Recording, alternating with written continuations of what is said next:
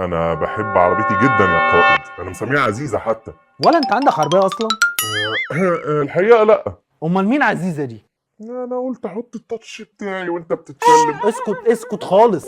الاسكندراني مننا بيبقى سايق وماسك سندوتشة ايد وبيرد على الموبايل بايد ومشغل الكاسيت ومروق على نفسه كمان، هو انا ممكن في يوم اسوق زيه كده يا قائد؟ واحسن منه كمان يا جدع. الموضوع كله تدريب صح وممارسه، مفيش حاجه انسان قدر يعملها انت ما تقدرش تعملها. بس الحكايه مش تمني، الموضوع محتاج قرار. السواقه مهاره مهمه جدا، بمجرد ما تمارس وتتحكم في عربيتك كويس وتبقى بتسوقها لوحدك حياتك هتختلف تماما. مفيش وقفه بالساعات في المواصلات، ولا جري ورا الميكروباص، ولا هتظبط مواعيدك على مواعيد المواصلات تاني. خلاص، العربيه لما بتبقى تحت رجلك بتبقى هي صديقتك المخلصه. طب بس ابعد كده ايدك عن العربيه، ها؟ بتوصلك وتستناك وترجعك في اي وقت. انا بحب عربيتي جدا يا قائد، انا مسميها عزيزه حتى. ولا انت عندك عربيه اصلا؟ الحقيقه لا. امال مين عزيزه دي؟